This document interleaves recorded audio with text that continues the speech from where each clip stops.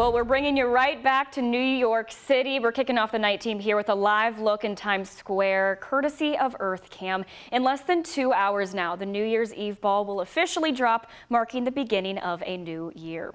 Thanks for joining us here on the night team. I'm Alex Dieter. We're joined by meteorologist Sam Gabrielli, and the festivities are obviously well underway with just a couple hours left. And Sam, it seems like the sky is a little bit sad to leave 2024 behind us. I know. Hey, maybe 2025 is going to bring a lot better weather here when it comes to maybe more sunshine and temperatures staying a little warmer, especially for a lot of us if you don't like it too cold in the winter months. But one thing I do know for certain, the first couple of days of 2025 bringing in a much bigger taste of winter. A quick look though at Max HD radar. Today temperatures have been staying into the 40s. It's been gloomy, pretty damp outside, and the remainder of our night for the final stretch of 2024 will continue to stay pretty damp. I do want to reiterate though, our rain showers from earlier are dwindling very quickly. So we are going to be likely drying out, but unfortunately roadways will still be staying pretty wet as we take a look live right now at downtown Louisville from our Hurstbourne camera, and that lens still staying pretty wet. So again, roadways will be wet overnight tonight,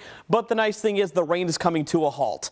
Temperatures so far as we approach the 10:30 time frame, entering the low 40s and upper 30s. It feels like though we're hovering just above freezing. So if you do have some New Year's Eve plans just about to step out the door, grab that extra coat. You're definitely going to be needing it. Here's the overall New Year's planners. We ring in 2025 at that countdown. We are looking at a low temperature in Louisville right around midnight of 40 degrees. Now, Alex, in a few minutes, I'm actually talking about some rounds of snow flurries on late tomorrow and especially on Friday morning, and a chance for some snow to end next weekend.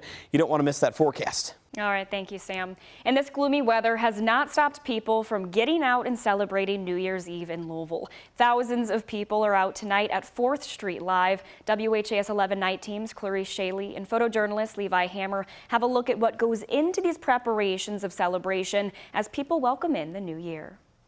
Now we're here about to bring in the new year. 2024's 4th Street Live New Year's celebration. Bringing in the new year, everything coming down, the confetti. Is ready to bring in 2025 with live music and loved ones. Cool.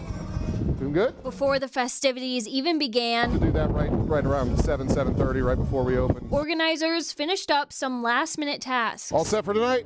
Yeah, nearly there. We'll have a midnight toast. We'll have balloon drop, confetti.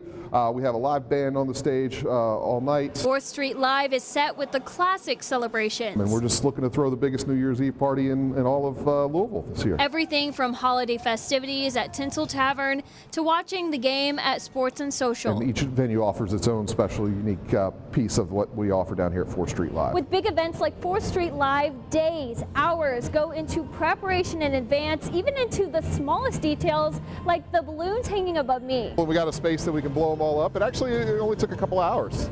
It goes faster than you think it does. You got a bunch of air tanks, and you know. And you're not just like doing No. Over 1,000 balloons hung, confetti ready, and the ball ready to drop. As the thousands celebrate, security is ready to ring in the new year safely. So we have our own security, a third-party security company that we use here. We'll have it at all of our entrance points and walking roamers on the street. We'll also have some off-duty officers here as well. With the band set up, music is ready to welcome 2025, and so is Kentuckiana. Here's what they hope for the new year. Being with our husbands, bringing in the new year. Yes. I'm in nursing school, so I just keep hoping for great semesters and getting done with that this year. peace, love, and just no drama. On 4th Street, Clarice Shaley, WHAS 11 night team, on your side. And you still have plenty of time to join in on the fun at 4th Street Live. Before the clock strikes midnight, tickets can be purchased at the gate. And a warning from LMPD as the celebrations continue into the night. Celebratory gunfire is a misdemeanor which could land you in jail for up to a year, as well as a $500 fine. The department also encourages you to have a plan for safe transportation.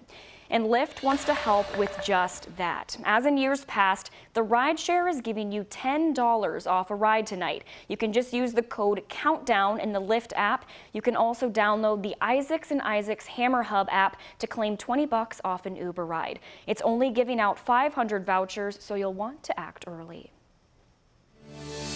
And right now, Metro Police are working to figure out who was behind a deadly shooting in the Algonquin neighborhood.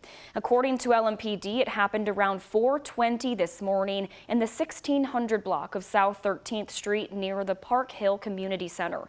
Police say they found a man there inside a home with a gunshot wound who later died. At this time, there are no suspects. Anyone with information is asked to call the anonymous tip line. That number is 574 LMPD. And a Florida man is being held on a $250,000 bond accused of shooting at LMPD officers. 35-year-old Tombe Juma Kose Thomas is facing charges of attempted murder of a police officer. Police say they responded to an Airbnb Saturday afternoon in Germantown over reports of an unknown man being in the home. Documents say Thomas barricaded himself in the bathroom and fired a, quote, warning shot at police when they knocked on the window. Police did not report finding anyone else in the home. Thomas was eventually arrested without incident and is due in court January 7th. We now know the name of the person shot and killed last week in West Louisville. According to the Jefferson County Coroner's Office, 19-year-old Kavion Talbert was found last Friday night with a gunshot wound near 26th and Duminal Streets. He later died at the hospital. Police are still investigating the shooting. And new here on the night team, Louisville saw the best job growth in over 7 years. According to the mayor's office, this year, companies announced plans to invest a combined $653 million here in the metro, creating more than 4,500 jobs. Additionally, the city provided 21 small businesses with low interest loans that totaled more than $5 million. Mayor Craig Greenberg also touted major plans to improve the quality of life here in Louisville. Those include plans for a new sports entertainment district next to Slugger Field and the opening of the Norton West Louisville Hospital, the first to open in the area in 150 years.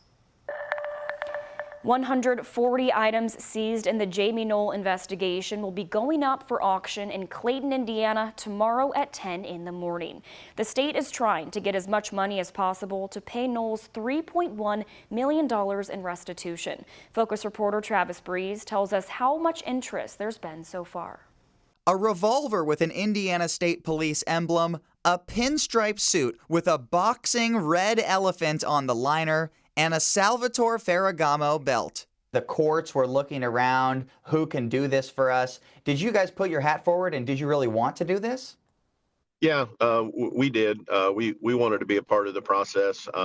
We believe that fair market value is, selling something that is advertised well in a live auction setting with internet bidding. Freegee and Freegee Auctioneers in Clayton, Indiana is adding over 140 items to its annual New Year's Day gun auction to help the state recover money for Jamie Knoll's $3.1 million restitution. Knoll is serving a 12-year prison sentence for stealing from New Chapel EMS and the sheriff's office, also tax evasion and abusing his power as sheriff. The largest group of items is guns. Knoll turned over more than 80 to the state police. Any buyer will have to pass a federal background check. We go through the same process. We're licensed FFL dealers, so you'll have to pass your NICS check. The suits, belts, and shoes were all purchased with stolen fire department funds.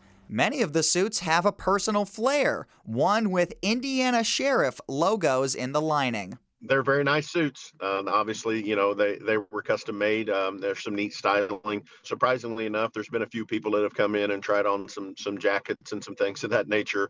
TJ Freegee knows many eyes are on them, and they want to come through for the taxpayers. We'll have to see if the interest in this case is high enough for people to take home a piece of it. Travis Breeze, WHAS11 on your side. Tomorrow morning's auction is one of 3 large sales of Knoll's items that is taking place. His classic cars will be repaired over the next few months and likely sold in April. He and his family also have several homes still on the market.